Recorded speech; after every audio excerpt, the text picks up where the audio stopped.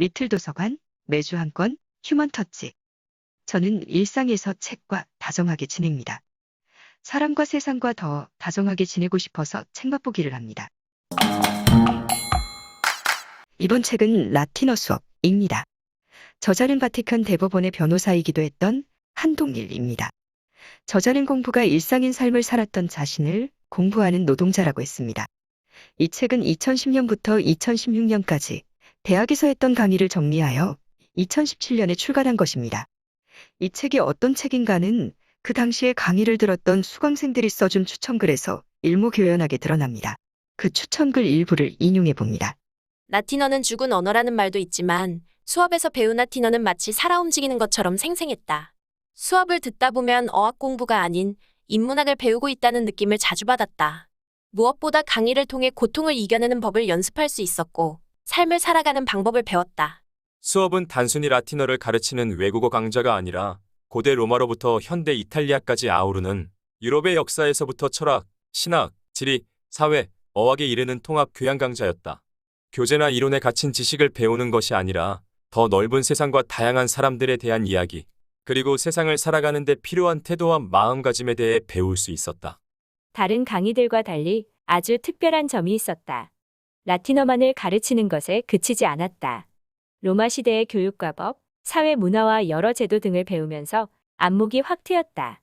한평생 대한민국에서만 살아오면서 만들어진 좁은 세계관을 넓힐 수 있는 기회였다. 무엇보다 이 강의를 통해 내 인생과 마주할 수 있었다. 그 점이 이 강의를 인생의 배움터라 말할 수 있는 이유이다.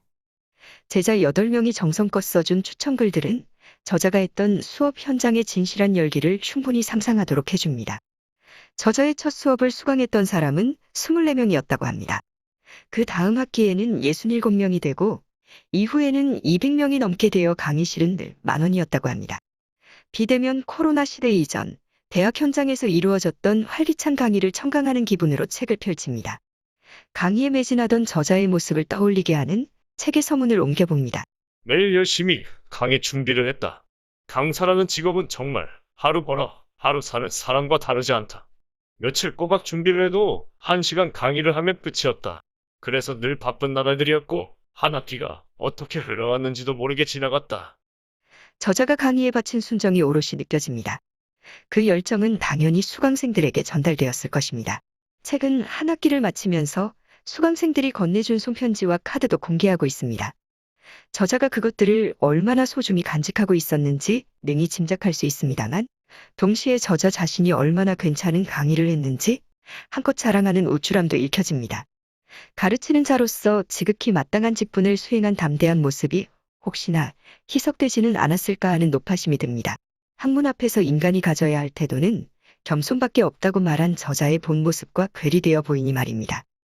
그렇더라 하더라도 당시의 강의를 생생하게 추억하기에는 안성맞춤으로 만들어진 책인 것만은 분명합니다. 책은 젊은이들을 위한 품격 있는 자기계발서, 혹은 고상한 동기유발서, 혹은 진솔한 심리치료 서적을 방불케 합니다. 이를테면 다음과 같은 내용들이 그런 사실들을 시사해 줍니다. 겸손한 사람이 공부를 잘한다. 겸손은 자신이 할 수 있는 것과 할 수 없는 것을 정확히 아는 것이다. 실패한 나가 나의 전부라고 여기는 것은 일종의 자만이라고 할 수 있다. 한 번의 실패는 나의 수많은 부분들 중 하나일 뿐이다. 우리가 실패했을 때 또 다른 나의 여지법들의 가능성을 볼 수 있어야 한다. 그리고 그 여지법들이 자라낼 수 있도록 격려해야 한다. 지금의 내 모습이 나의 전부라고 생각해서는 안 된다. 우리는 공부에 지치지 않도록 공부를 대하는 태도를 조절해야 한다. 때로는 공부를 열심히 해야 한다는 생각을 버려야 한다. 공부를 항상 열심히 할 수는 없다. 또 그렇게 되지도 않는다. 중요한 건 그 모든 과정을 지치지 않고 포기하지 않도록 지속할 수 있는 힘이다. 꾸준히 자기 스스로에게 위로와 격려를 해야 한다. 이것이 좋은 두뇌나 남다른 집중력보다 더 중요한 자세이다. 스스로가 초라하게 느껴지더라도 언제나 자기 스스로를 위로하는 천사가 되어야 한다. 우리는 자신의 단점에 대해서는 모른 척한다. 자신의 약점과 맞서는 것은 큰 용기가 필요한 일이기 때문이다. 하지만 단점에 대해 다른 시각을 가질 수 있다. 우리가 스스로 단점이라고 생각하는 것은 단점이 아닐 수도 있다. 몸이 약한 편이라 시험 기간에 공부를 몰아서 할 수 없었다. 그래서 매일 시간을 쪼개 규칙적으로 공부하는 습관을 가졌다. 몸이 약한 단점이 공부를 규칙적으로 하는 장점이 된 것이다. 라틴어는 로마 제국의 언어였습니다. 제국이 패망한 후에는 가톨릭 교회의 공식 언어로 사용했습니다. 그러다 보니 유럽의 문화, 사상, 종교를 이해하는 데 반드시 필요한 언어입니다.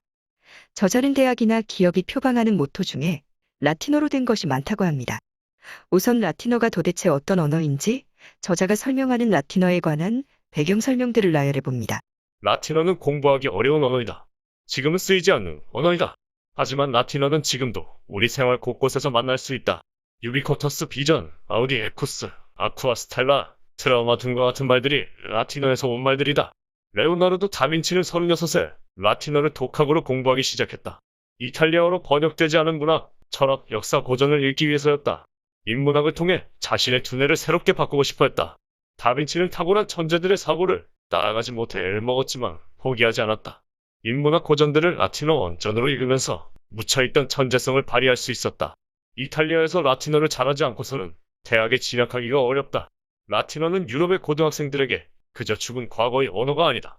복잡하고 어려운 언어인 라틴어를 익히기 위해 기울였던 노력과 끈기라면 웬만한 공부들은 능히 해낼 수 있다. 제국의 공용어인 라틴어를 사람들이 잘 배우지 못한 이유는 무엇보다 문법이 굉장히 복잡하기 때문이다. 복잡한 문법 체계를 익히고 나면 확실히 공부하는 훈련이 된다. 라틴어 공부는 평범한 두뇌를 최적화된 두뇌로 활성화시키고 사고 체계를 넓혀준다. 저자는 수업 첫날의 칠판에다가 라틴어 문장 프리마 스콜라 알바 에스트 첫 수업은 휴강입니다. 를 씁니다. 저자는 휴강을 선언하고 나서 다음과 같은 이야기를 덧보태며 강의를 마칩니다. 그러한 수업 풍경 자체가 로마의 문화에 잠시 젖어보는 것이었습니다. 동시에 지적 허용을 경계하라는 일침을 날리는 철학 시간으로 둔갑시켰습니다. 저자는 휴강하는 의도를 다음과 같이 밝힙니다.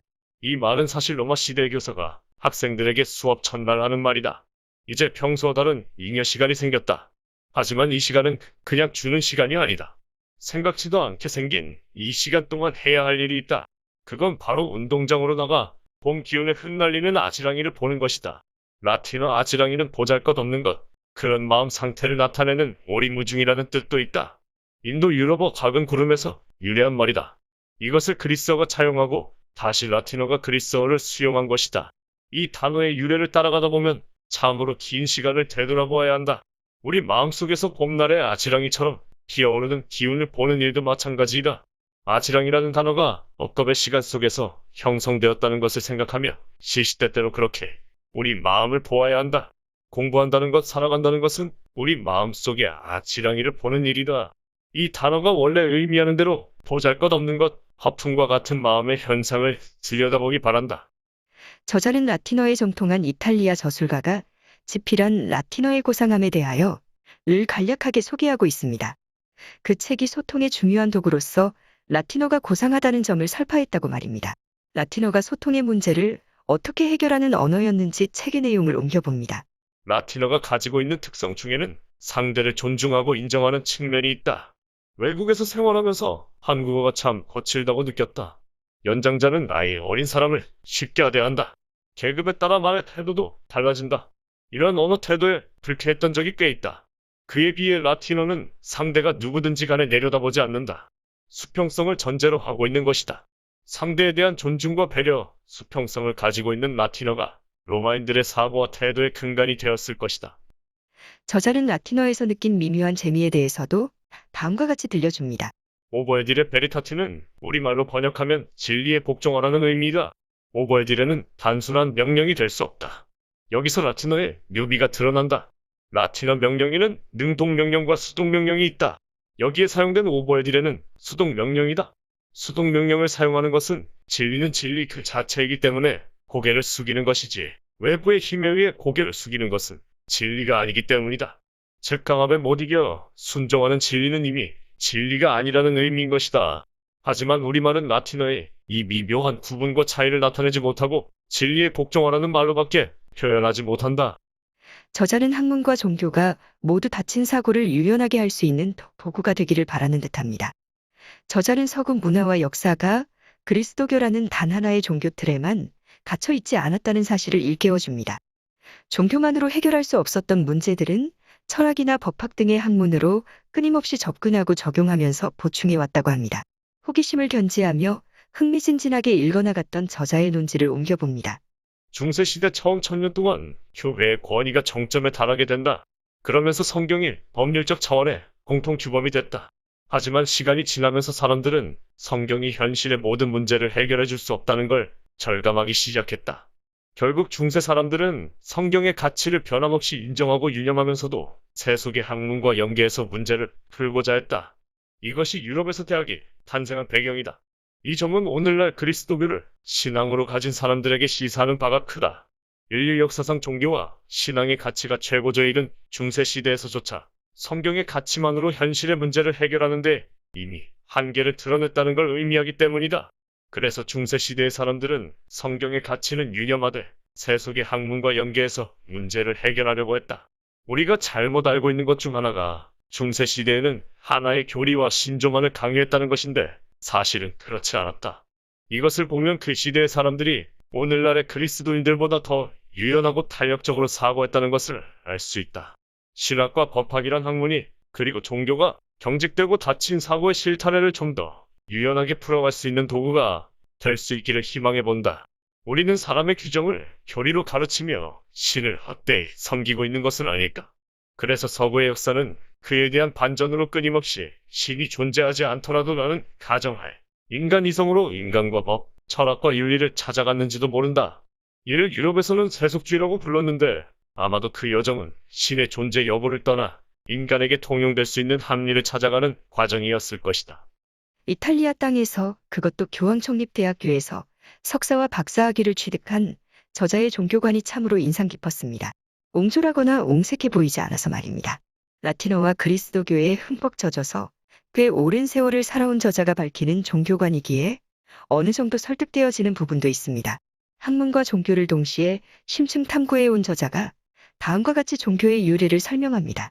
귀 기울여 들어보게 됩니다. 윤리적 인간이 비윤리적 사회에서 고통받고 방황하는 모습에서 인간은 영적인 동물로서 이성적 인간이자 종교적 인간을 지향하게 된다. 어떤 의미에서 인간은 스스로 인간이라고 자각하고 난 뒤부터 신을 경배하기 시작했다고 할 수 있다. 따라서 종교는 인간이 단순히 강력한 절대자에게 순종하기 위해서가 아니라 그 시대를 지배하는 냉혹한 체제와 부조리한 가치관으로부터 고통받는 삶 속에서 삶의 의미와 가치를 재발견하기 위한 몸부림에서 시작되었다고 할 수 있다. 신이 인간을 필요로 한 것이 아니라 인간이 신을 필요로 했다는 말이다. 여기에서 만들어진 신이라는 개념이 등장하게 된다. 저자는 종교를 일러 사람들이 휴식을 취할 수 있는 정원이라고 봅니다. 종교라는 그 커다란 정원 안에는 유대교, 이슬람교, 불교, 그리스도교 등과 같은 작은 정원들이 들어 있습니다. 종교라는 커다란 정원 밖에는 또 자연이라는 아주 거대한 정원이 있습니다. 종교는 정원이다라는 견해를 저자는 다음과 같이 들려줍니다. 종교는 마치 한 무리의 사람들이 휴식을 취하는 정원과 같다. 여기에는 모든 종교를 통틀어 종교라는 아주 큰 정원과 각각의 종교를 할 수 있는 작은 정원이 있다. 그 안에 여러 가지 다른 식물들이 자라고 있는 것이다. 각자 자기가 뿌리 내리고 있는 그 정원만 옳다고 생각하기도 하지만 사실 우리는 더 큰 정원, 나아가 자연이라는 더 큰 세상 속에 살고 있기도 하다. 제각각의 정원들이 자기들의 진리를 이야기한다. 정원 안에서는 각각의 생각과 가치관에 어울리지 않는 식물들을 뽑아내야 할 잡초에 불과하다. 하지만 더 넓은 자연에서는 그 어느 것도 잡풀, 잡목인 것이 없다.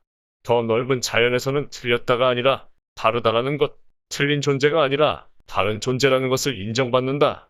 지금 나는 어느 정원에 있는가 하고 묻게 된다. 저자의 논지를 제대로 이해한 것이지는 장담할 수 없지만 다양한 정원을 인정해야 하고 자신이 끌리는 정원이면 어떤 정원이든 괜찮다로 이해했습니다. 가톨릭 종교와 밀착된 라틴어를 가르치는 저자이지만 치우친 종교적 설명으로 수업을 진행하는 것 같지는 않았습니다.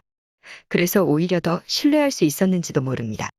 편협되지 않은 종교관을 가진 저자는 라틴어 카르페 디엠을 설명하면서 다음과 같이 쾌락주의 철학을 끌어옵니다. 카르페 디엠, 오늘을 붙잡게라는 로마의 시인 호라티우스의 식구이다. 호라티우스가 속했던 에피쿠로스 학파는 쾌락주의를 지향한 것으로 알려져 있다. 이들이 추구한 쾌락은 정신적인 쾌락, 다시 말해서 충만한 삶과 마음이 흐트러지지 않는 영혼의 평화로운 상태, 동양식으로 표현하자면 안분지족을 의미한다. 오늘을 즐겨라라는 의미는 당장 눈앞의 것만 챙기고 감각적인 즐거움에 의존하여 살라는 뜻이 아니다. 내일에 너무 큰 기대를 걸지 말고 오늘의 의미를 두고 살라는 뜻으로 풀이할 수 있다. 내게 주어진 오늘을 감사하고 그 시간을 의미 있고 행복하게 보내라는 속삭임이다. 저자는 끊임없이 욕망하는 자신을 긍정합니다. 욕망에 휘둘리는 노예가 아닌 욕망을 자신만만하게 다스리는 주인인 양 말입니다. 그런 저자가 언급하는 라틴어가 대지대로 에르고 숨, 나는 욕망한다. 그러므로 나는 존재한다입니다. 저자는 스피노자의 욕망관을 지지하는데 인간의 정신이 신체를 지배한다는 데카르트의 주장과는 다른 견해입니다. 욕망에 대한 스피노자의 견해를 저자는 다음과 같이 들려줍니다.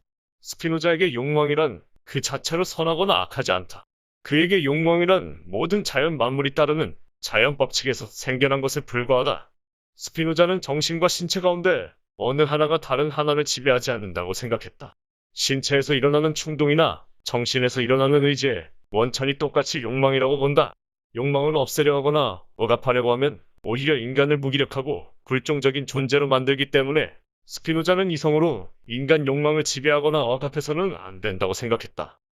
저자는 자신의 욕망을 타클라마탄 사막 여행에서 직시하게 됩니다. 자신의 욕망을 솔직하게 들여다보는 시간을 갖게 되면서 중단했던 공부를 다시 시작하기로 마음먹습니다. 외면하고 포기하려고 했던 공부가 간절히 하고 싶었던, 반드시 해내고 싶었던 욕망의 한켠에 자리하고 있었나 봅니다. 타클라마탄 사막을 여행하던 때에 저자 심경을 옮겨봅니다. 사실 전부터 사막에 가보고 싶었다. 왜 신에 대한 믿음, 즉 신앙은 풍요로운 땅보다 사막과 같이 거칠고 메마른 땅에 그렇게 쉽게 뿌리를 내리고 또 뿌리를 내렸다 하면 그렇게도 깊이 뿌리 박히는지 궁금했다. 사막을 여행해본 사람은 알겠지만 사막 한가운데 섰을 때 인간의 시선이나 생각을 가로막는 인위적인 장애물은 어떤 것도 존재하지 않는다. 사막에서 인간의 명상을 방해하는 것은 아무것도 없다. 절대 자연의 무한과 마주한다. 고대부터 수많은 인간들이 진리를 찾아 또 신을 찾아 사막으로 갔다. 사실 아라비아 반도의 뜨거운 모래 땅에서 인간은 유대교, 그리스도교, 이슬람교의 신과 조화했다. 사막의 거친 자연환경은 인간을 정화한다. 타클라마칸 사막의 모래길은 눈길을 걷는 것보다 훨씬 어렵고 힘들었다. 의식을 잃고 쓰러졌다. 응급처치를 하고 안정을 되찾았지만 그 이후로는 줄곧 호텔에 머물렀다. 좋은 기억만 가지고 죽고 싶다는 생각을 절실하게 하게 됐다. 지금 하고 싶은 것을 못해서 나쁜 기억을 품고 죽기보다 하고 싶은 것을 충실히 하고 싶었다. 중단했던 공부를 마치기로 결심했고 다시 로마로 떠나기로 결정했다. 결국 죽을 뻔했던 타클라마칸 사막 한복판에서 가장 절실한 것이 무엇인지 깨달았던 것이다. 저자는 다시 공부하는 노동자가 되기로 마음을 다잡습니다. 그리고 공부가 일상인 지극히 어려운 삶을 또다시 살아보기로 합니다. 저자는 자신을 소개할 기회가 생기면 에고 숨 오페라리우스 스투덴스, 나는 공부하는 노동자입니다. 라고 했습니다. 저자는 공부의 희열보다는 노동의 고달픔과 공부를 동일시하는 듯 다음과 같이 이야기합니다. 공부하는 노동자라는 말에 경악을 금치 못할 수도 있다. 안 그래도 힘든 공부가 더 처절한 고통으로 느껴질지 모르겠다. 하지만 그게 사실이지 않은가. 이 지루하고 지난한 과정에는 즐거움보다 고통이 더 크다. 횟수로 따져보면 30여 년간 공부를 해왔다. 하지만 단 한순간도 편안했던 적이 없다. 물리적인 어려움이든 심리적인 어려움이든 육체적인 고통이든 늘 괴로움이 곁을 떠나지 않았다. 그럼에도 포기할 수 없었던 이유는 공부는 중도에 그만두면 아무것도 아닌 게 되기 때문이다. 저자로 하여금 공부의 고달픔을 뼛속 깊이 새겨지도록 했던 공부가 라틴어 공부였습니다. 저자는 라틴어 공부를 하고자 하는 학생들에게 조언합니다. 언어는 공부가 아닌 습관으로 익히는 것이라고 말입니다. 저자가 설파하는 외국어 학습법은 다음과 같습니다. 보통 갓난아기가 엄마라는 단어를 인지하고 처음 발음하기까지 아기에게 그 단어를 1만 번 이상 들려줘야 한다.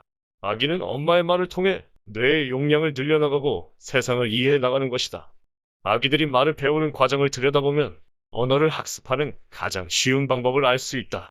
바로 공부하지 않고 흡수하는 것이다. 저자는 공부하다에 대한 라틴어를 설명하면서 퇴계해경 사상을 거론합니다. 정신으로 하는 공부가 실은 몸이 공부하는 것이라는 사실을 일깨워줍니다. 몸에 배도록 하는 공부에 대해 다음과 같이 설명합니다. 라틴어로 공부하다는 동사의 원형은 스투데레이다. 여기에서 영어의 스터디가 유래했다. 본뜻은 전념하여 노력하다, 갈구하며 몰두하다로 무언가를 간절히 바라며 노력하는 것이 공부하다라는 뜻이다.